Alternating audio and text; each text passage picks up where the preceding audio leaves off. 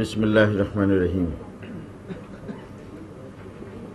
প্রিয় সাংবাদিক বন্ধুগণ, আসসালামু আলাইকুম ওয়া রাহমাতুল্লাহি ওয়া বারাকাতুহু।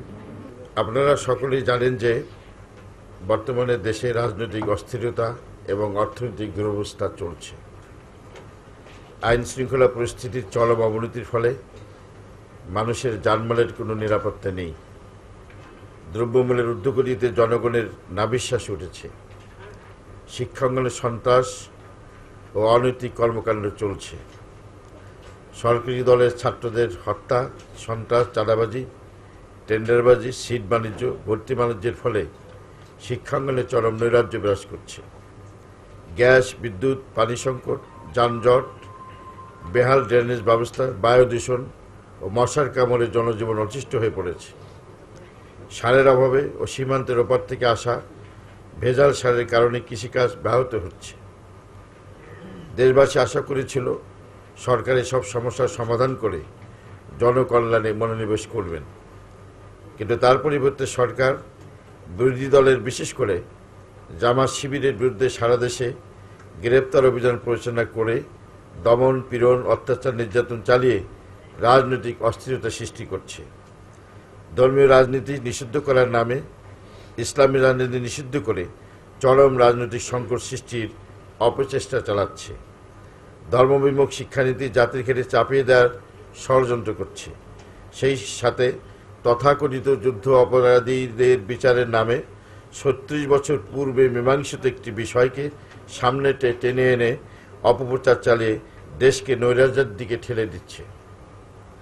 এ প্রেক্ষাপটে তথাকথিত যুদ্ধ অপরাধীদের বিচার সম্পর্কে বাংলাদেশ জামাত ইসলামীর বক্তব্য আপনাদের মাধ্যমে দেশবাসীর সামনে তুলে ধরার জন্যই আজকে আপনাদের এখানে আহ্বান করে কষ্ট দিচ্ছি। আসলে তথাকথিত যুদ্ধ অপরাধীদের বিচারের বিষয়টি একটি মীমাংসিত বিষয়।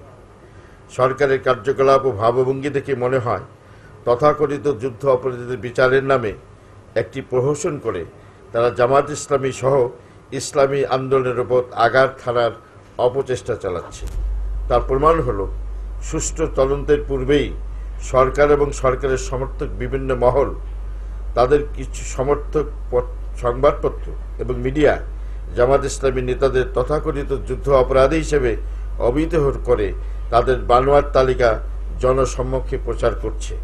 মন্ত্রী পর্যায়ের লোকেরাও জামাত ইসলামী নেতাদের তথাকথিত যুদ্ধ অপরাধী হিসেবে অভিহিত করে বানোয়াট বক্তব্য দিচ্ছেন। বর্তমান সরকার ক্ষমতায় আসার পরে গত ১৫ মাসে রাজনৈতিক স্থিতিশীলতার সৃষ্টি, অর্থনৈতিক সমস্যার সমাধান, দ্রব্যমূল্য নিয়ন্ত্রণ, আইন শৃঙ্খলা পরিস্থিতির উন্নতি, গ্যাস, বিদ্যুৎ, পানি সংকট সমাধানে চরমভাবে ব্যর্থ হয়েছে। সরকার সকল ক্ষেত্রে ব্যর্থ হওয়ায় অতি দ্রুত জনসমর্থন হারাচ্ছে। সেই ব্যর্থতা থেকে জনগণের দৃষ্টি ভিন্ন দিকে ফেরানোর উদ্দেশ্যেই সরকার তথাকথিত যুদ্ধ অপরাধের বিচারের নামে প্রহসন করতে যাচ্ছে। অবস্থা দৃষ্টি মনে হয় যুদ্ধ অপরাধ ইস্যু ছাড়া বর্তমানে দেশে আর কোনো সমস্যা বা ইস্যু নেই। বিষয়টিকে এমনভাবে তুলে ধরা হচ্ছে যে তথাকথিত যুদ্ধ অপরাধীদের বিচার হয়ে গেলেই বিদ্যুৎ, পানি, গ্যাস, দ্রব্যমূল্য ইত্যাদি সমস্যা বলতে কিছুই থাকবে না। দ্রব্যমূল্য কমে যাবে, আইনের শাসন প্রতিষ্ঠিত হবে, খাদ্যবস্তু, শিক্ষা, চিকিৎসা, বাসস্থান সমস্যা ফুৎকারে দূর হয়ে যাবে, দেশে সুখের নহর বয়ে যাবে। তথাকথিত যুদ্ধ অপরাধীদের বিচার করাই সরকারের একমাত্র করণীয়। মহাজোট সরকার সেজন্যই ক্ষমতায় এসেছে। বিভিন্নভাবে ডাকঢোল পিটিয়ে জনগণের সামনে এহেন পরিস্থিতি তুলে ধরার চেষ্টা করছে। আপনারা সকলেই জানেন বর্তমান সরকার ভারতের সাথে সমঝোতা চুক্তি স্বাক্ষর করে চট্টগ্রাম ও মংলাবন সমুদ্র বন্দর এবং আশুগঞ্জ স্থল বন্দর ব্যবহারের জন্য ভারতের নিকট ইজারা দিয়েছে। টিপামি বাঁধ নির্মাণে বাধা দেওয়ার ব্যাপারে যথাযথ ভূমিকা পালনে চরমভাবে ব্যর্থ হয়েছে।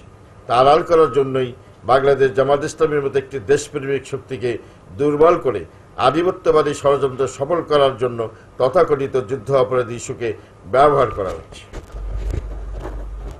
আপনারা সকলে জানেন যে গত বছর ফেব্রুয়ারি মাসে বিডিআরের সদর দপ্তর পিলখানায় অর্ধশতাধিক চৌকস সেনা কর্মকর্তাকে নৃশংসভাবে হত্যার মাধ্যমে আমাদের দেশপ্রেমিক সেনাবাহিনী এবং সীমান্তের অতন্ত্র প্রহরী বিডিআরকে কার্যত ঝুঁকির মধ্যে ফেলে দেওয়া হয়েছে। সেই মর্মান্তিক ঘটনার তদন্তের জন্য 2টি তদন্ত কমিটি গঠন করা হলেও সেই সব তদন্ত কমিটির রিপোর্ট আজ পর্যন্ত আলোর মুখ দেখেনি। সেই সব তদন্ত কমিটির রিপোর্ট প্রকাশ না করা এবং এই কথাই প্রমাণিত হয়েছে যে সরকার বিডিআর সদর দপ্তরে সংগঠিত সেনা অফিসারদের হত্যাকাণ্ডের প্রকৃত নায়কদের আড়াল করার জন্যই লুকোচুরি করেছে। নামকাওয়াস্তে সাজানো তদন্ত ও বিচারের মাধ্যমে পরিকল্পিত ঘটনা ধামাচাপা দেওয়া হচ্ছে। ওই ঘটনা আড়াল করার জন্যই এখন তথাকথিত যুদ্ধ অপরাধীদের বিচারের নামে জিগির তোলা হচ্ছে।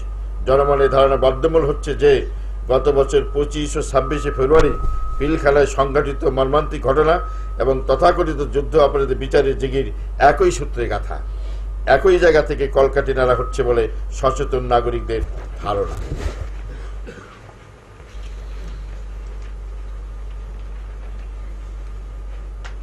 সকলে জানেন যে ঘাতকদালা নির্মূল committee, sector commanders forum, CPB ইত্যাদি যেসব সংগঠন তথাকথিত যুদ্ধ অপরাধীদের বিচারের দাবিতে সোচ্চার ভূমিকা পালন করে আসছে তারা কেউই এদেশের জনগণের প্রতিনিধিত্ব করে না। জাতীয় সংসদে তাদের কারো কোনো প্রতিনিধিত্ব নেই। সেক্টর কমান্ডার্স ফোরামের প্রধান পৃষ্ঠপোষক হলেন 111-এর মূল পরিকল্পনাকারী নায়ক জেনারেল মঈন আহমেদ।